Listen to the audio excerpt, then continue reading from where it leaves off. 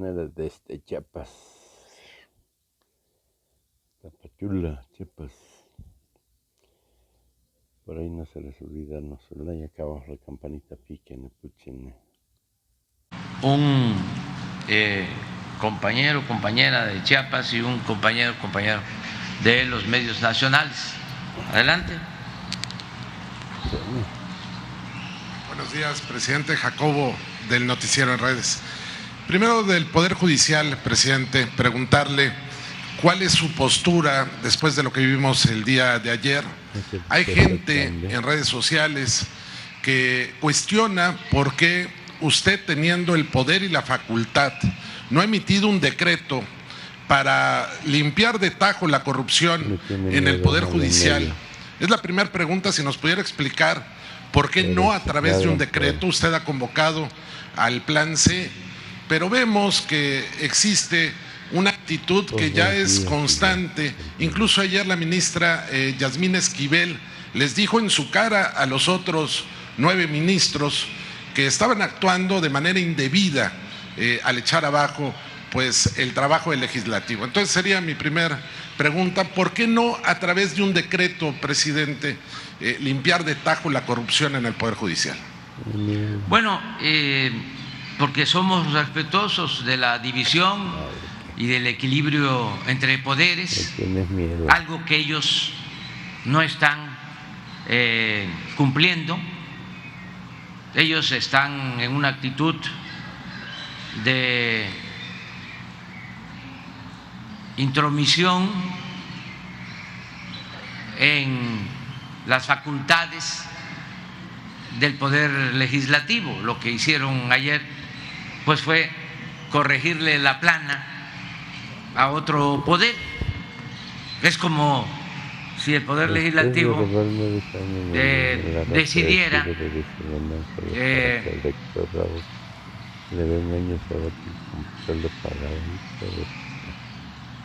enjuiciar a jueces, a magistrados, a ministros corruptos.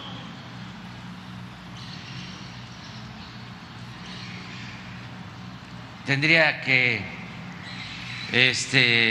aclararse si hay facultades para eso, porque es el que un poder intervenga en los procesos internos de otro. Dirían seguramente: nosotros somos autónomos, somos independientes, y si hay corrupción existe el Consejo de la Judicatura del Poder Judicial. No tiene por qué intervenir el Poder Legislativo. Entonces, yo interpreto esto más que nada como una actitud política de protección, de defensa de los intereses de una minoría rapaz y corrupta, que era la que dominaba en México, los que se sentían los dueños de México. El gobierno estaba secuestrado, tomado por esa minoría. Como ya no pueden dominar en el Ejecutivo ni en el Legislativo, esa minoría está encumbrando a el Poder Judicial, convirtiéndolo en un supremo poder conservador. Ahí es donde se están queriendo refugiar los delincuentes de cuello blanco, que tanto daño le han hecho al país. Los que se han dedicado a saquear a México tienen ahora a estos empleados a sus servicios, a magistrados y a ministros y también a jueces, con honrosas excepciones. Pero esto es lo que está sucediendo. Entonces, si nosotros intervenimos, si yo emito un decreto, hago lo que en su momento llevó a la práctica Zedillo de desaparecer la Suprema Corte y de renovarla con otros ministros, despidiendo a los que estaban, pagándoles muy bien por su retiro, pues imagínense, pondrían el grito en el cielo, porque así son de hipócritas Sí, pero los conservadores. peguen Su gritos, verdadera que digan doctrina esa, es la hipocresía. Dirían, no por esa se trata razón de vas a una seguir dictadura. Ya ven, manteniendo lacras. teníamos razón. Es ¿Qué dirán? Vale una madre, ya te dictadura. vas, No, haz la nosotros limpieza antes. queremos hacer realidad una auténtica democracia que no había en nuestro país. Y eso hay que tenerlo muy claro. No Hagan había como democracia requieran. hasta el 18, hasta que el pueblo dijo basta. Lo que había era un gobierno oligárquico, una presidencia oligárquica con fachada de democracia.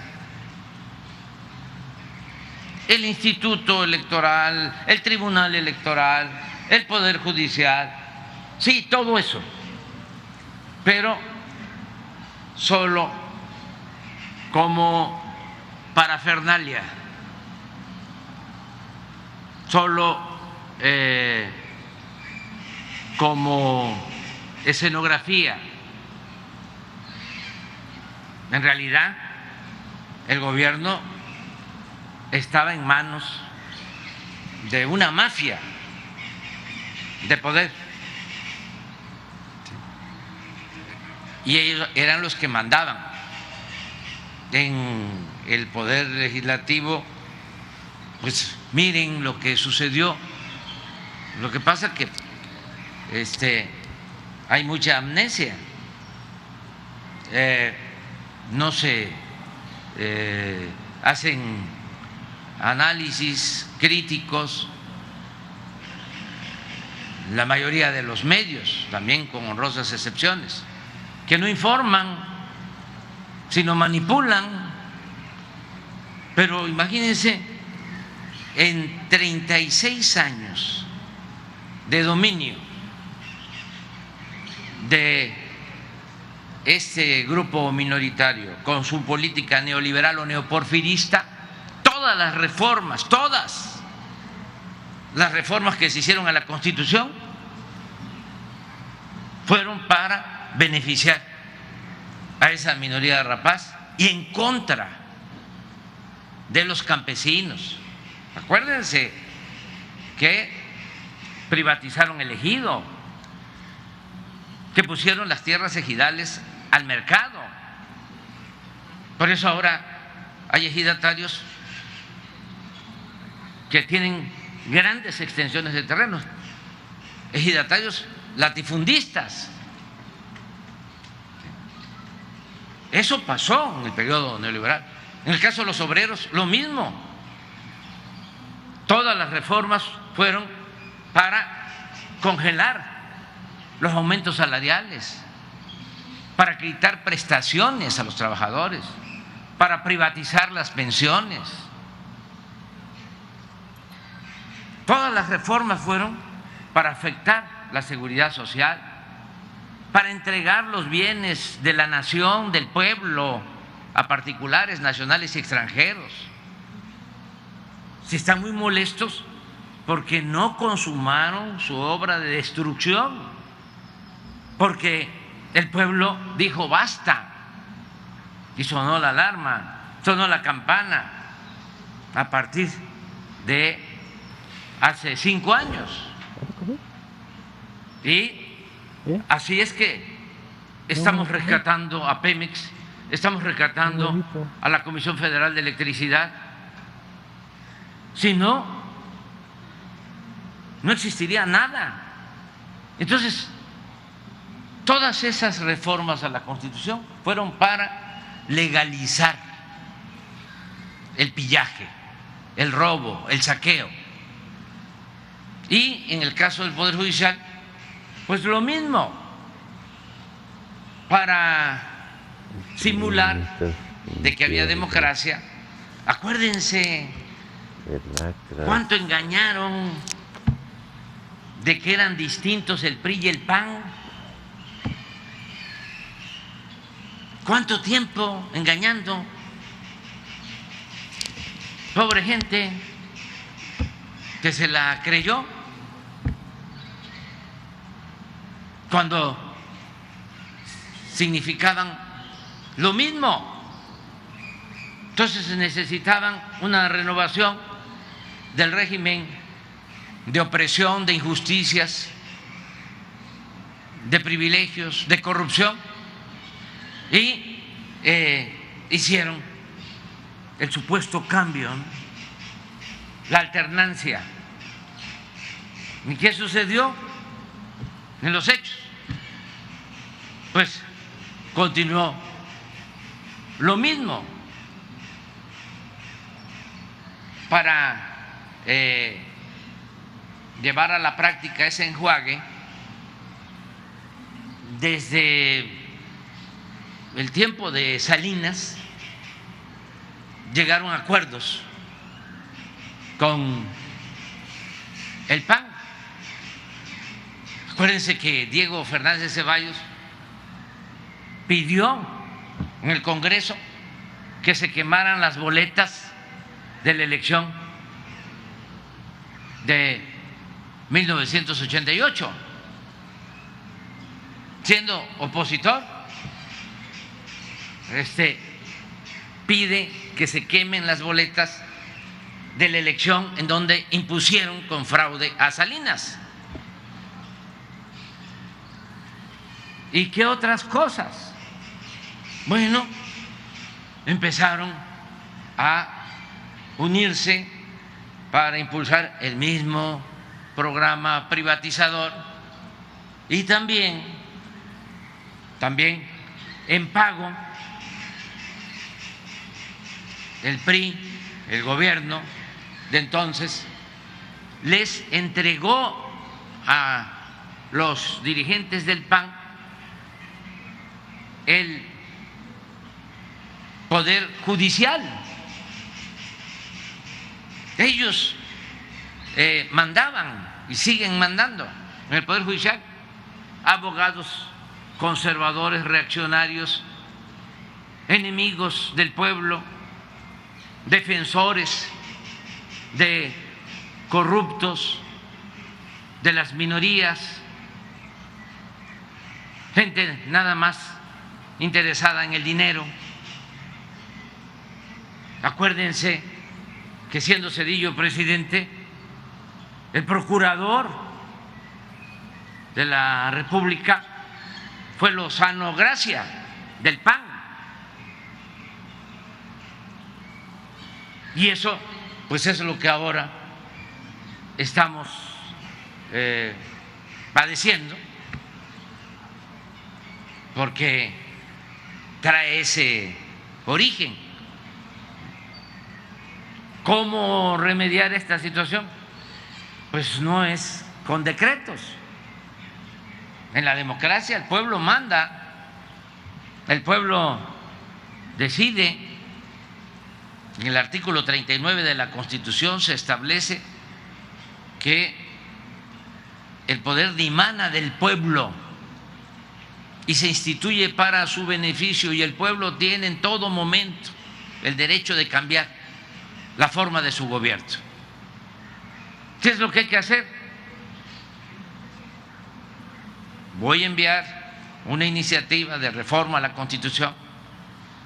Espero que para entonces en el Poder Legislativo haya una mayoría calificada que impulse la transformación,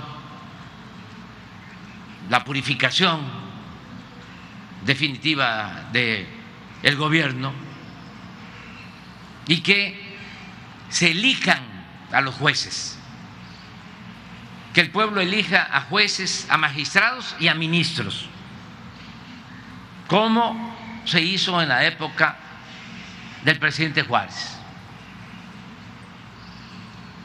que el pueblo elegía a los integrantes del Poder Judicial bajo requisitos para tener abogados, para tener legisladores, en este caso jueces, magistrados, ministros, que actúen con integridad, con rectitud, que defiendan y protejan al pueblo, que no estén al servicio de la delincuencia de cuello blanco. Eso es lo mejor. Lo otro, pues, sería darles motivo para sus campañas, porque ya ven cómo son de hipócritas, se rasgan las vestiduras. Ya hay un dictador en México. Entonces, eso es lo que yo pienso. Ya sabía, hasta de antemano lo había dicho, de que iban a anular la ley electoral, entre otras cosas, porque estos ministros, y me gustaría que me contestaran, violan la Constitución, en particular, en especial, violan el artículo 127 de la Constitución, que establece que ningún servidor público puede ganar más que lo que tiene como percepción, como sueldo, el presidente de la República. Y yo gano 140, 150 mil pesos mensuales y ellos ganan 600,000 al mes y manejan un fideicomiso para sus viáticos, para vivir colmados de atenciones, de privilegios, un fideicomiso de 20,000 millones de pesos. Entonces, ¿con qué autoridad moral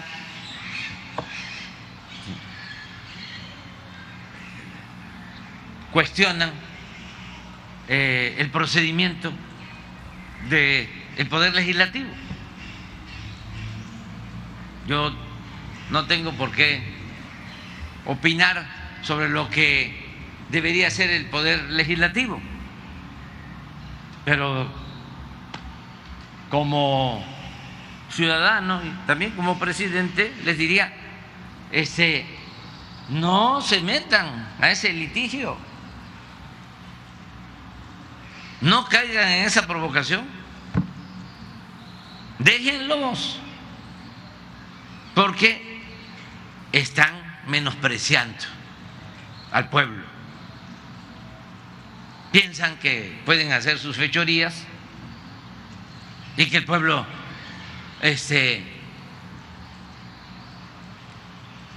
no se da por enterado. Es más, no exagero, la mayoría de ellos en lo íntimo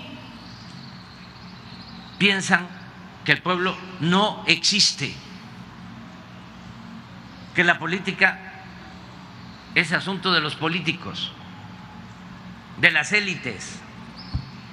Así aprendieron, así se formaron. No tienen respeto por el pueblo. La política, según ellos, se hace en la cúpula se hace entre políticos, en este caso entre jueces, magistrados, ministros, ¿no? Amigos, familiares, allá, arriba. ¿Del pueblo? No. Se les olvida que la política es asunto de todos y que estamos viviendo un momento estelar en ese sentido, porque la gente está muy consciente, no deja pasar nada. Por eso se ha ido avanzando en la transformación.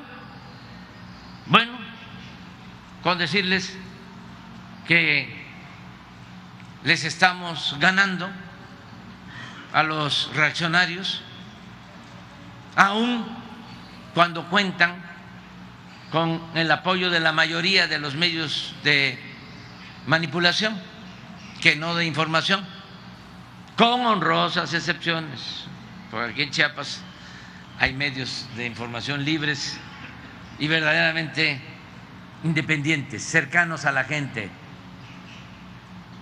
distantes del poder, esté quien esté en el poder. Pero no han podido. Todos los días un bombardeo de mentiras. Cada vez se desesperan más, muestran el cobre y gritan, insultan, pero no. Y lo mismo sucede con los pseudointelectuales o académicos de la derecha, que antes simulaban ser independientes y ahora ya fuera máscaras, ya se están situando como lo que son, intelectuales, escritores, al servicio de los varones del dinero en México. Acabo de ver de que ya formaron con un grupo de estos escritores intelectuales, Sheridan de Letras Libres, Aguayo, un comité para opinar, porque son sabiondos y expertos. Ellos van a definir las reglas para la elección de los candidatos y en especial del candidato a la presidencia del bloque conservador. Ya se autonombraron con ese propósito. Claro, no es tan espontáneo esto, ¿no? Porque ando buscando al tonto que les crea, ¿no? De que entre ellos se organizaron. No, ahí están los jefes, ¿no?, del bloque conservador, que fueron los que los congregaron, ¿no?, con ese propósito. Pero qué bueno, porque cómo engañaban. Era lo mismo esto que hablábamos del PRI y el PAN, que eran distintos. Ponían a la gente a pelear cuando no se ganaba nada con ninguno. El pueblo no ganaba nada porque todo era una simulación. Entonces ahora también con estos intelectuales orgánicos, ya al desnudo, pues ya sabemos quién es quién. Todo esto lo debemos de celebrar, porque esa postura hipócrita, indefinida, de medias tintas, mediatizaba mucho, impedía que se dieran los cambios.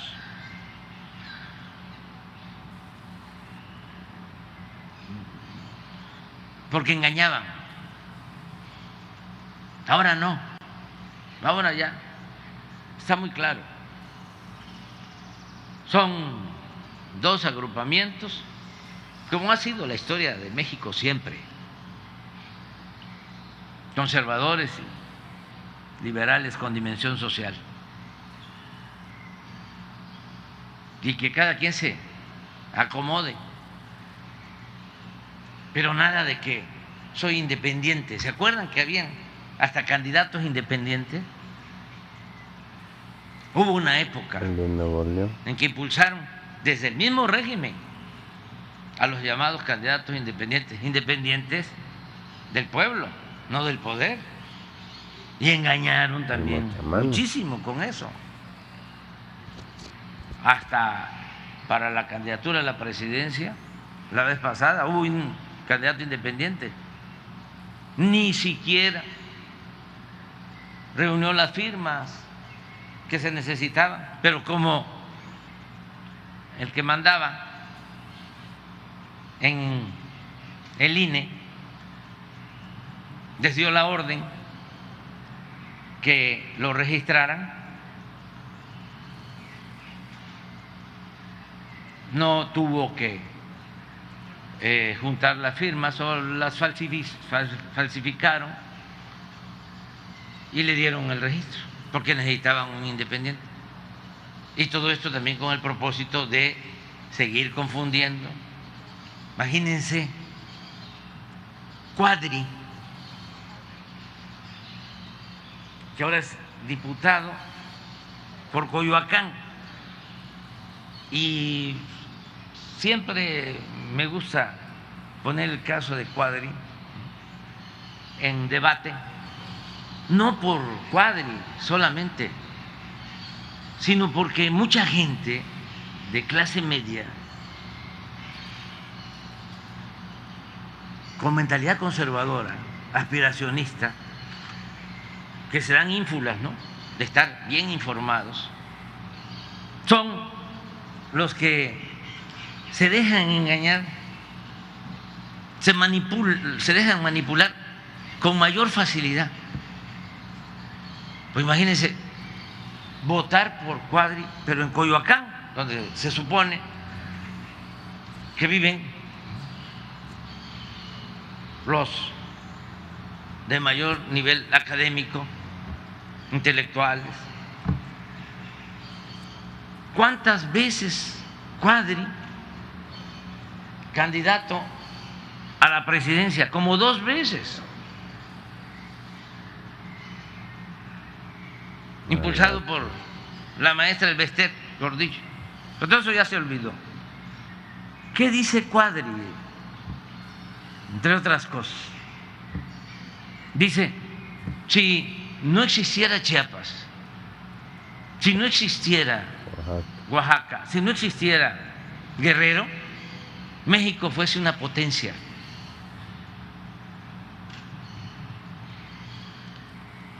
Imagínense, si no existiese Chiapas, si no existiese Oaxaca, si no existiese Guerrero, no existiría México. Pero esas eran las grandes personalidades del conservadurismo, y ahí anda.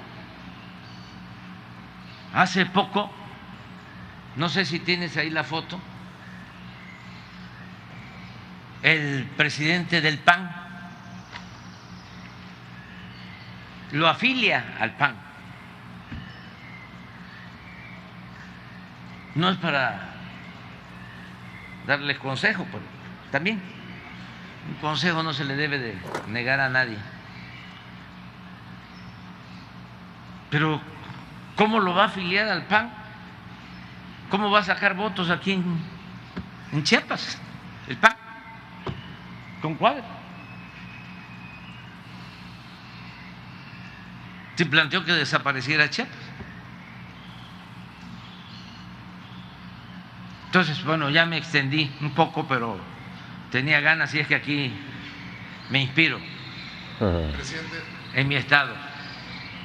por ese clasismo, hay preocupación de que si no gana el movimiento que usted representa, junto con sus aliados, la mayoría en el proceso federal, pues le pudieran dar marcha atrás a lo que usted elevó a rango constitucional, por ejemplo, los programas sociales. Usted, en varias de sus giras, ha insistido en que pues ya le puso un candado, pero la realidad es que si se pierde la mayoría legislativa, así como el PAN votó en contra, también lo podrían echar atrás. La primera pregunta es si no tiene usted hay un plan B para evitar que esto suceda, si hay alguna forma de poner un candado que garantice que no van a quitar el programa a los adultos mayores, a los jóvenes. Y por ejemplo también que estamos en Chiapas, ahorita que hacían la exposición en materia de seguridad, me llama la atención los datos porque es frontera. O sea, cuando se habla de que Chiapas tiene muy baja incidencia, pero es frontera, o sea, no se puede equiparar lo que implica una entidad fronteriza a una del centro. Entonces, me gustaría preguntarle si usted considera que los programas sociales, como el Sembrando Vida, han ayudado y las becas para los jóvenes también a mitigar la incidencia delictiva en primera instancia. En segunda, decía el gobernador que ahora se ahorra en los vuelos, bueno, que se acabaron ya los excesos. ¿Cuánto ha ahorrado su administración en ese rubro? Y si se tiene un acumulado de los gobiernos estatales que también han seguido su ejemplo. Y por último, si me lo permite, preguntarle a la secretaria de Gobernación, ¿qué le responde a aquellos, barbajanes que la han estado agrediendo, la han estado ofendiendo en redes sociales y en otros espacios por ser mujer? ¿Y usted qué sentimiento tiene de tener un gabinete que creo que ya en su mayoría es conformado por mujeres? Eso sería mi planteamiento y el agradecimiento, señor presidente, por el clima de libertades que hay para que podamos ejercer nuestro oficio, y reciba un saludo de la gente que nos ve todos los días en el Noticiero en Redes. Pues muy bien y pues felicidades, ¿no?, por tu trabajo como periodista, como buen comunicador. Estamos, yo creo que ya bastante blindados. Va a ser muy difícil que le den marcha atrás a los programas de bienestar, porque están llegando a 25 millones de hogares. México tiene, nuestro país, 35 millones de hogares. Y los programas de bienestar están llegando a 25 millones. Hay otros 5 millones que también se benefician de manera directa del presupuesto. De modo que estamos ayudando de manera directa a 30 millones de hogares. Quedan 5, pero también se están beneficiando porque está creciendo la economía, hay capacidad de consumo. Cuando la gente no tiene para comprar ni siquiera lo indispensable, pues le va mal al comercio, le va mal a la industria. Pero esto no está sucediendo actualmente, afortunadamente, en nuestro país. La gente tiene para lo básico y en algunos casos hasta para más. Ha aumentado el salario como no se veía en 4 décadas. Está creciendo la economía, hay empleo. México es de los países con menos desempleo en el mundo. Un obrero de la construcción está ganando hasta 60,000 pesos mensuales. Un fierrero en las obras que se están construyendo.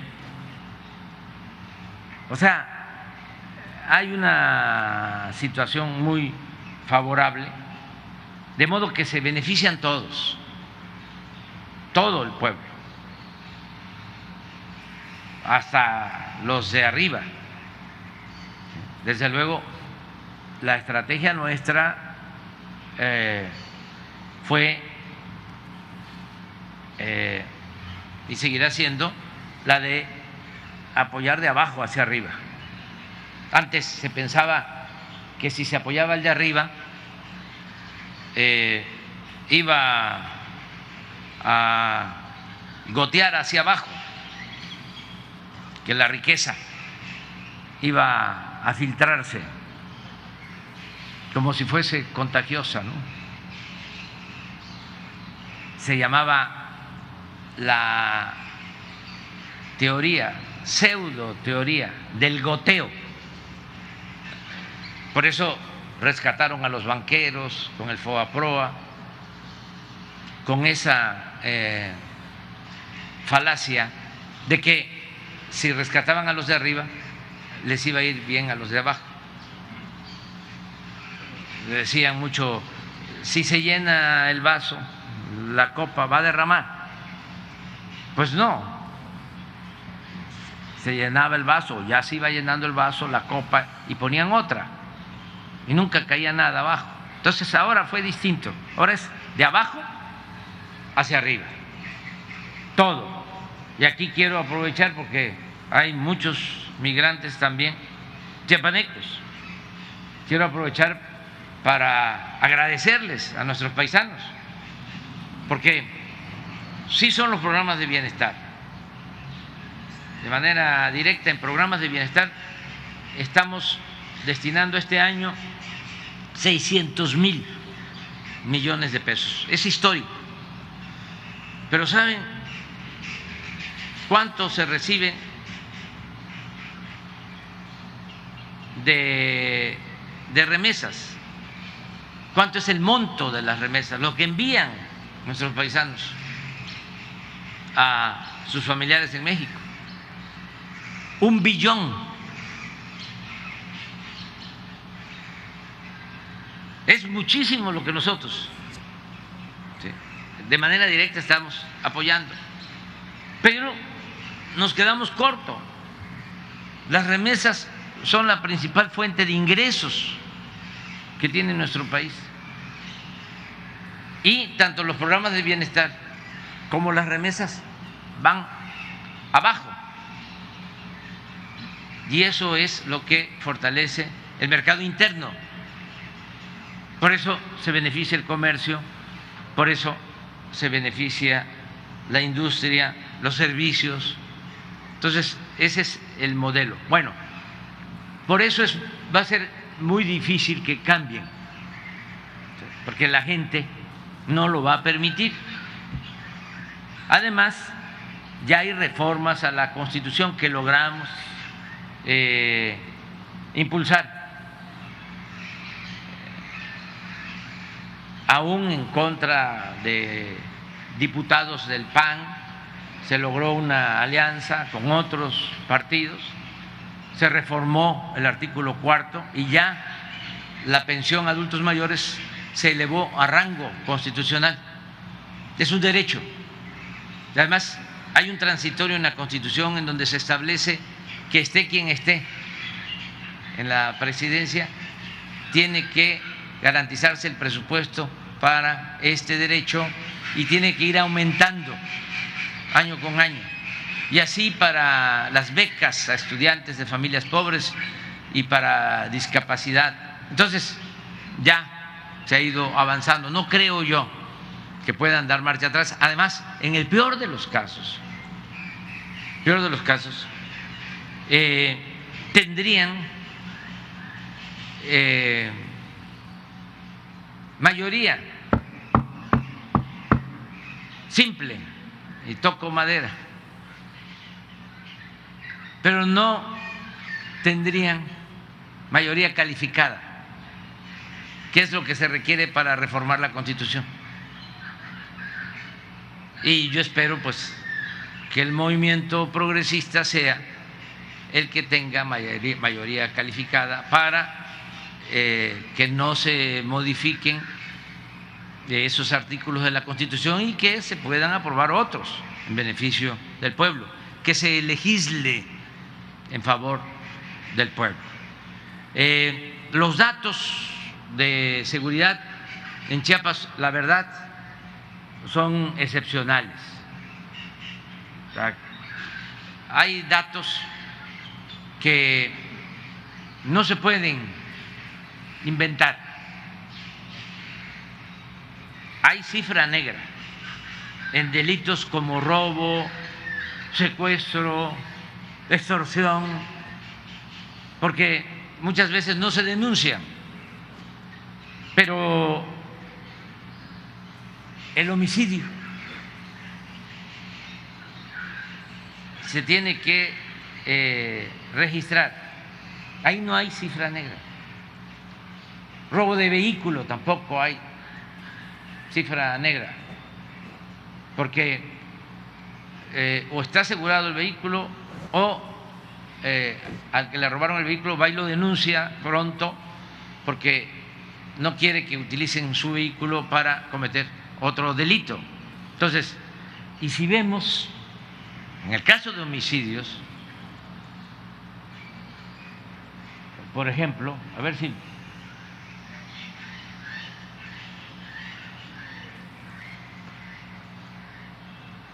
es muy baja la incidencia. ¿Por qué no pones la gráfica de cómo está Chiapas en lo nacional? No, la otra que presentó el sí, 21 lugar, pero por habitantes la que sigue. Miren, de 32 entidades lo ocupa el 26 sitio. Es de los estados con menos homicidios. Estábamos hablando de 4, son los 6, 7 estados con menos homicidios en el país. Y el único de frontera, perdón. Y con la frontera. ¿A qué se debe? Yo quiero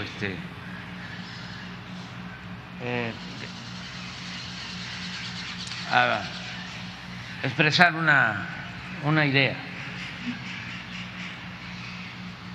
a las culturas, al México profundo, a las tradiciones, a las costumbres,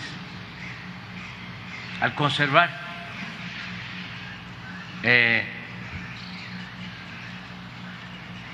nuestro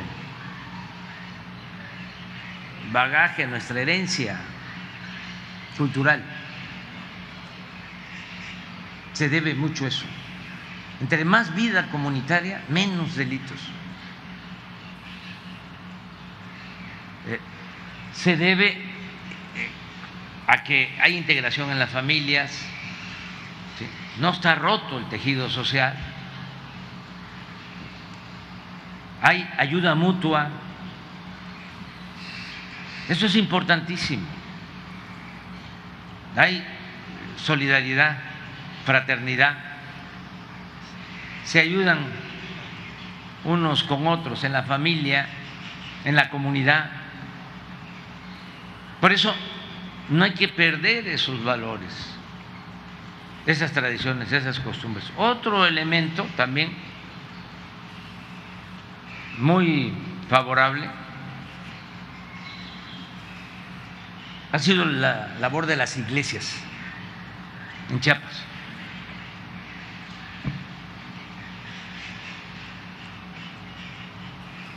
Es donde mejor han hecho trabajo las iglesias. Me refiero a la Iglesia Católica y me refiero a la Iglesia Evangélica con todas sus denominaciones. Eso también ha ayudado. O sea, hay valores culturales, morales, espirituales, hay respeto, no hay una modernidad malentendida, es otra cosa. Eso ha ayudado mucho. Por ejemplo, ¿dónde tenemos más problemas de homicidio? ¿Dónde hay más consumo de droga? ¿Está asociado el narcomenudeo, el consumo de la droga, sí, a los homicidios? Porque donde hay consumo de droga se pelean las bandas, el mercado, y se enfrentan. Es lo que nos pasa lamentablemente en Guanajuato.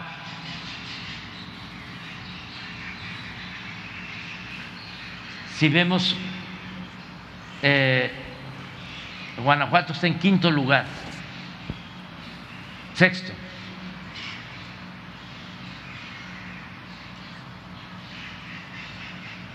Sí, ¿verdad? Sí. Pero por cada 100.000 habitantes. Sí, por cada 100.000 habitantes. No, si pones la gráfica anterior, por número de homicidios debe estar en primero. Primero. Pero ahí tenemos un problema de consumo. Por eso tenemos que trabajar todos en la campaña de orientación a los jóvenes, de atención a los jóvenes, en todo sentido, que los jóvenes tengan oportunidad de estudio, tengan oportunidad de trabajo y que se les oriente. Nada de que las drogas, ¿no?, llevan al paraíso. No, es el infierno. Las drogas dañan.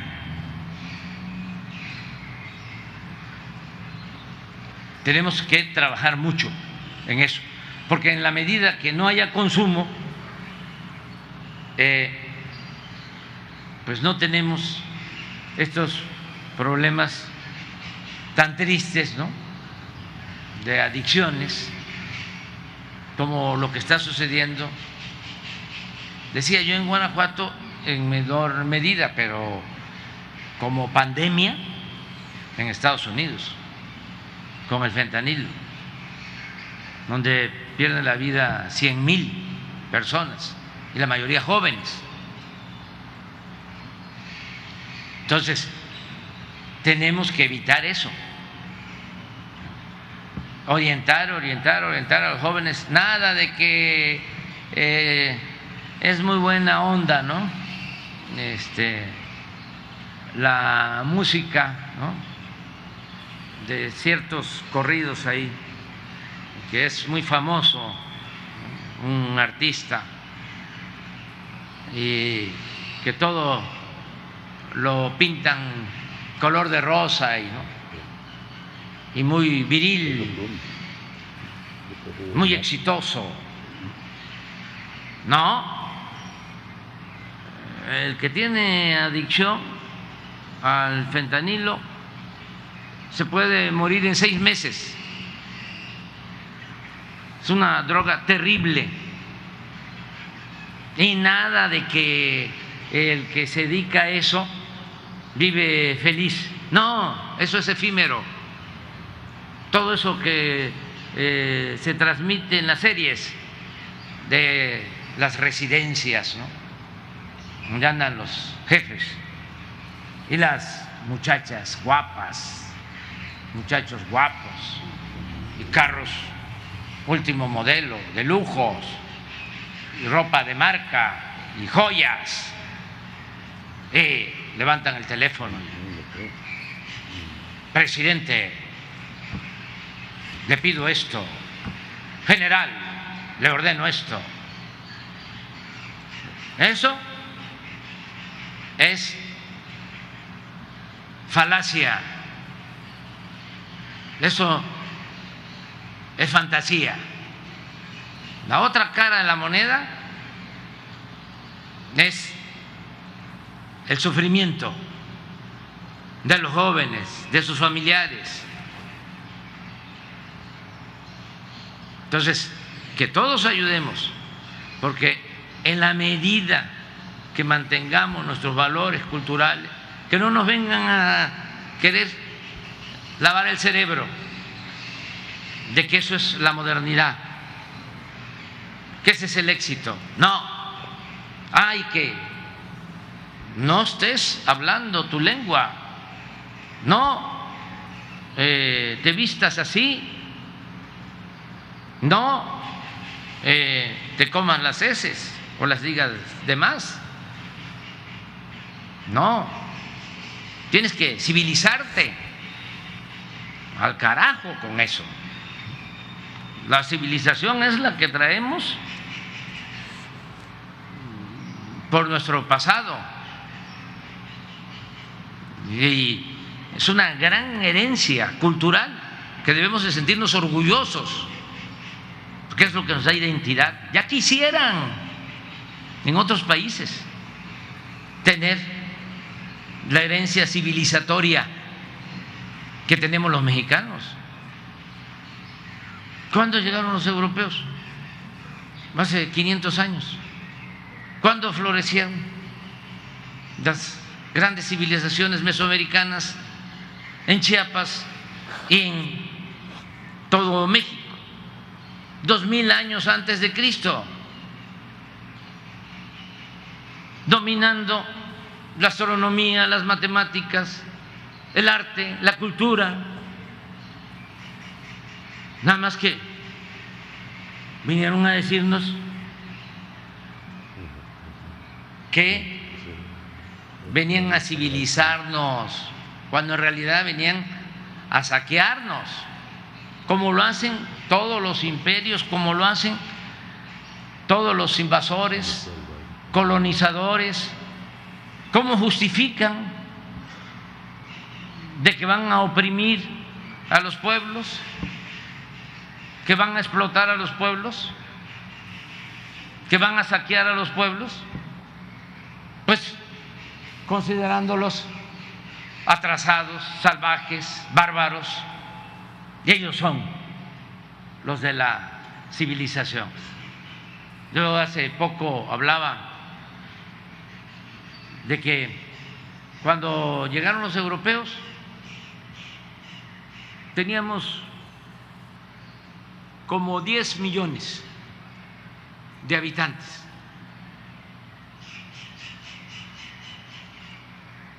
Cuando la invasión, en el siglo XVI, 10, 12 millones de habitantes. Cuando logramos nuestra independencia, 3 siglos después, en vez de 10, teníamos 8 millones. En 3 siglos. ¿Por qué? Bueno, porque nos trajeron enfermedades desconocidas para los curanderos